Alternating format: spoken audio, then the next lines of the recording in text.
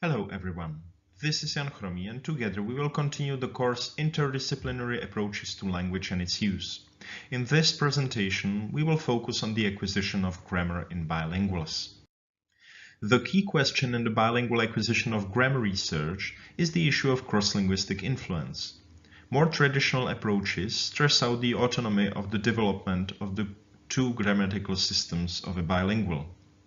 The idea is that two languages are developing in parallel.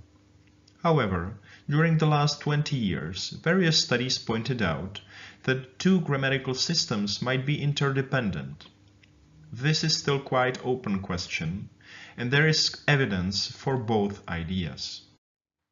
A classic study which argues that the grammatical systems in bilingual children develop in parallel is the paper by Johanne Paradis and Fred Genesee, Syntactic Acquisition in Bilingual Children, Autonomous or Interdependent. The authors claim that if the systems would be interdependent, they would exhibit three phenomena.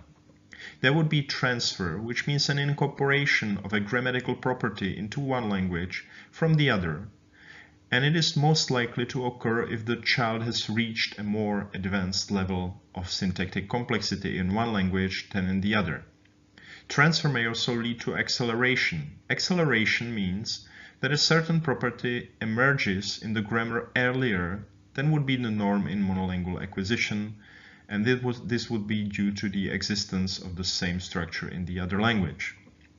The third potential manifestation of interdependence involves the overall rate of acquisition. For Paradis and Genesee, this would be a situation when the bilinguals would be behind monolinguals in their overall progress in grammatical development.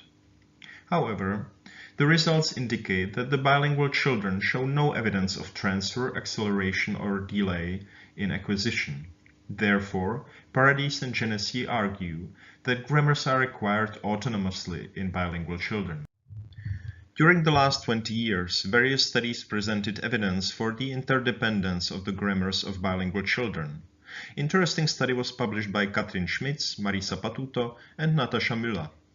They studied subject realizations and omissions in German-Italian, German-French, and Italian-French bilingual children. German and French are non-null subject languages, and possible omission of a subject is pragmatically constrained, in each language in a different way. The German-Italian children realized too many subjects in Italian, which was probably due to German. On the other hand, the French-Italian child behaved like monolingual children in these languages. In other words, French did not influence Italian at all. The study by Schmitz and her colleagues is important because it explicitly formulates conditions for the cross-linguistic influence in bilinguals. The first criterion is based on a previous study by Avke Hulk and Natasha Müller, and according to it, the vulnerable grammatical phenomenon is an interface property, for example a grammatical property located at the interface between syntax and pragmatics. The subject omission is a good example because it is a syntactic phenomenon which is constrained by pragmatics. The second criterion is that the surface strings of the two languages, A and B, are analyzable in terms of the syntactic derivation of one language, which is less complex.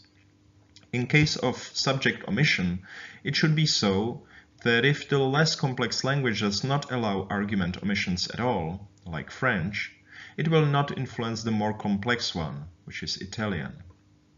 In other words, if the complexity of the two derivations differs, but the grammatical phenomenon in both languages is expressed in a rather different way, the child will not take the less complex analysis in order to analyze the construction in the more complex language. Before we will conclude this presentation, I have one reading tip for you. If you are interested in the cross-linguistic influences in bilingual development, you should read a review article by Ludovica Serratrice, Cross-Linguistic Influence in Bilingual Development, Determinants and Mechanisms.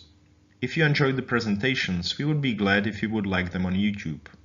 That is all from me now. See you next time.